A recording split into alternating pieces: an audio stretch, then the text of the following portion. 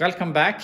Today, unfortunately, we won't be able to do as much progress as I was hoping to, because when one of the kids stops being sick, the other kid gets the same thing. So 2 days I was able to work without any issues. So yeah, that's life being a parent. But anyway, I'm gonna be changing over here with my wife, so I have a little bit of time that we can work and accomplish something at least. So the main thing I want to do is I want to finish the rear control arms so we can paint them, so we can get that back together. I would like to paint the rear springs so we can get the whole rear axle assembly together. And also I want to paint that so we can start putting on the steering. And I have ordered a bunch of stuff. I have made a rock auto order with wheel bearings for the El Camino, the sleeves for the tie rods, and the wheel seals for the front. So yeah, some stuff to get the El Camino back together. And I have also ordered a power steering pump for ramp truck. So all of that will be coming in the middle of next week. And also I have ordered rockers, both sides and one of the cab corners for the ramp truck. So those will probably come in already tomorrow. So we'll see if I can work tomorrow or whatever. But a bunch of stuff ordered. Money just flying away, which isn't the best right now, but you have to spend money to get somewhere sometimes. And also I have bought something else, and that is for our Monster Suburban. And that was actually one of my a suggestion from one of my viewers, and that was to do a compression test on the Suburban, which of course is a fantastic idea. I haven't really thought about that because I don't have a diesel compression tester. So I have ordered one, the cheapest one I could find, because I feel that we are going to test all of the cylinders, of course, and we're probably going to see, I mean, even if it's a cheap tester, we're going to see here we have compression, here we don't have compression. So that's something I want to do, because I feel that we're at the point right now we have to determine, should the engine be able to run if everything else was okay. So do we have compression? Okay, then we can continue working, looking at the pump, getting a new PMD and general troubleshooting. Or are we missing compression on one cylinder? Then we can just stop all the work and either start looking for another engine, or if we should do something to that engine. But I wanna just make sure, should it be able to run or should it not be able to run, so we can go from there, because that's two complete different directions to go with that project. But that's where we're at with that project. So that compression tester will also arrive in the middle of next week, so not gonna happen anything to that one. I offered that to my viewers in Sweden for $3,000, and that's basically what I have in it. And then no one has contacted me with any interest, and I didn't think that would happen either. So I guess that's my problem now, and we have to deal with it somehow. We'll see later on. Maybe I put a proper for sale ad for it, and that will give more interest, but we'll see what happens. But anyway, we're gonna see how much we can do it today, but I really want to get these welded so we can paint them. So we have to fix some sort of bracing, make them look, in my opinion, a little bit nicer. And yeah, then we can think or we can see what else we can have time to do. Here we have our upper control arms, and obviously this is how they looked, and this is how I want them to become. So I have boxed the whole thing, and maybe that's a little bit overkill for what we're doing. And if I wanted it to look a little bit more original, I could have left the bottom out, and if we didn't have this in there, it would look more like an original control arm. But I mean, what's the point? Might as well do all of them. So this is how I want them to look. They're gonna look semi-original, so I think that's great. You're not gonna notice them at first glance. So yeah, I think it's gonna look good. So I'm just gonna take this, I prepared some more plates, weld that, and fully weld them, and then I'll be back to you when we can paint them. And here we have them fully welded and ready to paint. And I was contemplating if I should grind them, but I mean, who cares? When they are painted, you're not gonna think about it, and I mean, they're gonna be under the truck, so who cares? So now we can basically put this in. We're just gonna paint them and have at least the rear axle in place. And I have an idea right now that since this day is going to shit anyway with progress, I thought since if we paint these and we can paint the front link, we don't really need that right now, but or I mean the center link, but we can paint the rear springs, then we can basically get it sitting on the rear wheels, then we can put on the front hubs and get it down on its wheels. Not that it matters at all, but just to feel that we're getting somewhere, getting it down on the ground, and obviously it's gonna get up on jack stands immediately directly again, but just it would be a good feeling just knowing that it could be on its wheels. So that's the plan, but we're gonna paint these, paint some other stuff, and then we'll wait a few hours and I'm gonna be with my kid, and then later tonight we can, since the sun is shining, the paint is probably gonna dry pretty quick, so we can put our stuff back in and get it rollable again, and that would be amazing. While I was working with these, I got some packages here from Rock Auto, and it was pretty weird that these came at the same point because they are two different orders, but these are the hardware kit for the rear brakes that had fell out of that package. So now we have everything that I had ordered before, and this is the second order I made when we bought Roadmaster. So the most important thing is we have the power steering hoses for the Roadmaster, so we can get that up and running again. I mean, I don't like driving stuff that leaks, so we can fix that. And I'm thinking back and forth what we're gonna do next week, since we are at the Ram Truck. So I thought maybe we will do some progress on the Roadmaster. I'm not sure. We'll see how next week turns out, I guess. But also got a new belt, got some Valcor gaskets, since I have been missing them for the Ram Truck. And I mean, I work with Chevy small blocks all the time, so these are gonna get used up inevitably. Also, I bought some oil filters. I like to use AC Delco oil filters, but I wanted to get everything in one shipment, and these could be in the same shipment, so I bought those. And I mean, sometimes you don't need to have the best filters. I'm not saying that AC Delco is supposed to be the best, but I would say that they are in the top segment of oil filters or everything they do. But I mean, sometimes, like when we started the 305, when we just wanted to get a filter on it, and I mean, we're gonna do an oil change on that later on anyway, you can put on a cheaper filter. So yeah, now I have some filters for the future. So yeah, that's where we're at. I'm gonna go ahead, paint these, paint the rear springs and maybe some other stuff. And then later today we can hopefully get some stuff back on the frame. And here we have everything painted, and there's a lot of stuff I need to paint, but I guess it'll take some here and there. But anyway, now I will let this dry for a few hours, and I'll be back to you later when we can put this together and hopefully get the wheels on it and put it down the ground and just sitting under its own weight. So yeah, see you later. I'm back for the evening shift, and all of the stuff has dried here over the day, so they're pretty dry. They're not 100% cured, but they're good enough for what we're going to do. So we have the springs. I missed some places on them, but we can go and fill that in later on. Also, we might not end up using these later on anyway.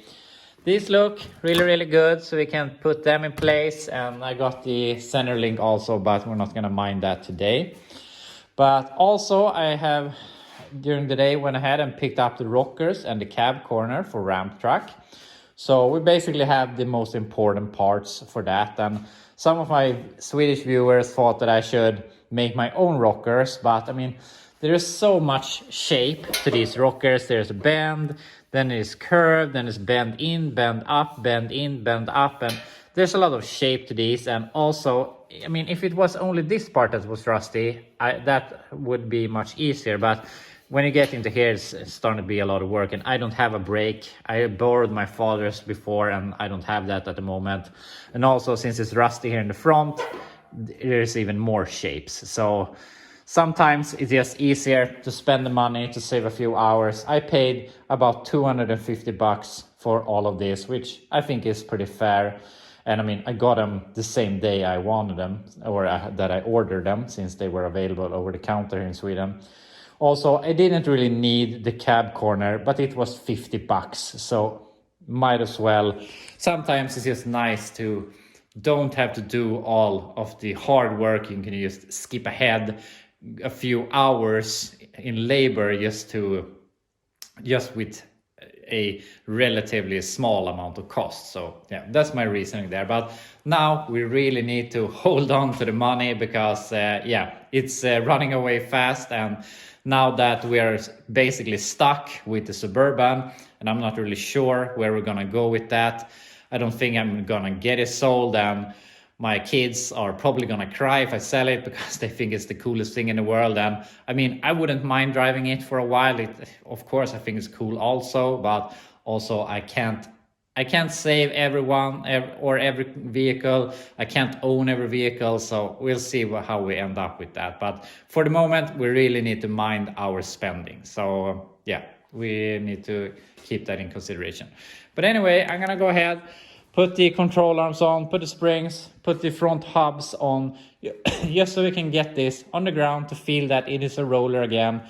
Then obviously we're gonna put it up on jack stands again, but then we can go ahead, remove the backing plates, fix the end of the axle tubes, tidy up all of this, put on the rear brakes. We can put on the front brakes. I think it's in about a week we will get the front bearings, so we can put those on permanently. And yeah, we're getting pretty close to having a complete frame, so that's really nice. So yeah, just put on the stuff so we can get it on the ground.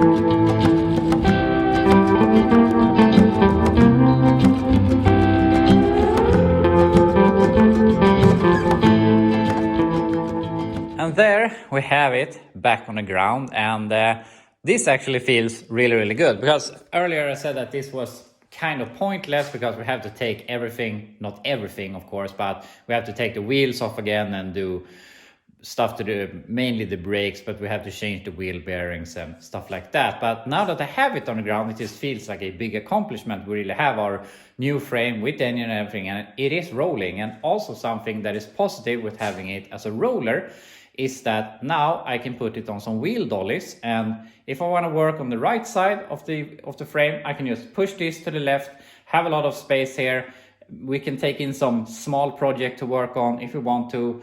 Okay, we're gonna work on the left side, shove it over here and put it up on jack stands and do whatever. So that was something that I didn't think about when I did it. So I'm really happy that we went through with this, and it's a really big accomplishment having it on the wheels again, even though we still have a lot of work. But I mean, I have some things on order that will come next week: the wheel bearings, the wheel seals for the front, and the sleeves for the steering. So I mean, we should have everything we need to finish the frame so that we eventually can start working on the body instead.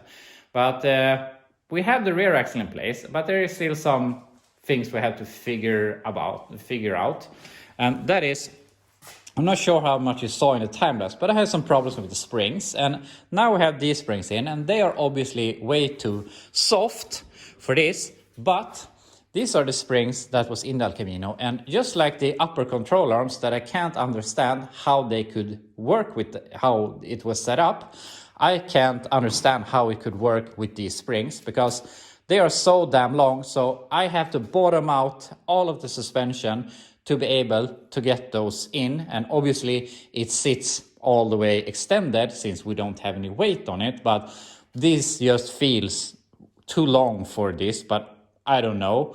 But the rear axle has been changed. I don't know where these are from, but Then I picked up these springs, and these are from the 91 Caprice that I got for free from one of my viewers. So I mean, these springs are from a station wagon, a big station wagon.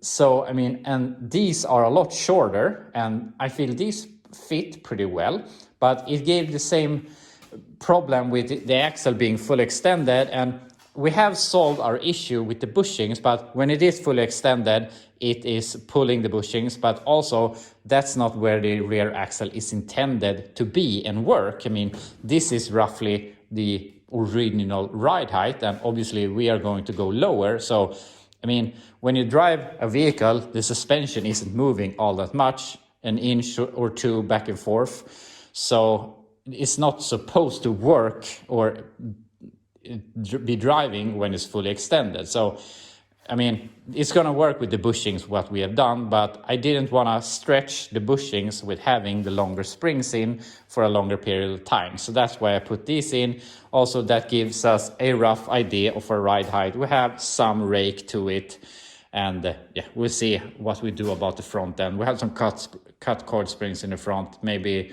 we have to put in longer springs or drop spindles or whatever down the road, but for now, we will be running with these springs, and I really have to consider if we should just go the route of installing an air ride kit for the rear instead of messing around with the springs. That would help us a lot. I mean, then we can build it as we want it when we have a lot of space. Also, now you can see, I mean, you can see the angle of the spring pocket on the frame, and you can see the angle of the spring pocket on the rear axle. They are completely wrong for how this is. So I don't know how this has worked before, but I guess it did. I really wish I looked closer before we took this apart, because it would have been really interesting to see how everything fit together. But yeah, it is in place. It feels amazing. We have a rolling frame, also feels amazing. We have a bunch of stuff to do left, but I really feel that we're getting to the end of the frame era or frame restoration, and hopefully next week or something we can start working on the body. I haven't really figured out how we're gonna do that, if we're gonna take the frame out of here or if we should have it in here and put in the body. Maybe it doesn't, I mean, if the frame is done, there's no real point of having it in here, so might as well swap with the body. So we'll see, but we're not really there yet, but we're getting really close. So even though this day was a little bit back and forth, I'm really happy where we have ended. So tomorrow, I'm not sure if I will be back. Depends on how my kid is feeling and if he can go to school, and maybe my wife can be home. I'm not really sure. So I really hope that I'm back to you with another video tomorrow. I'm not really sure what we're gonna do tomorrow, but I guess we'll figure that out. So yeah, I hope I see you tomorrow.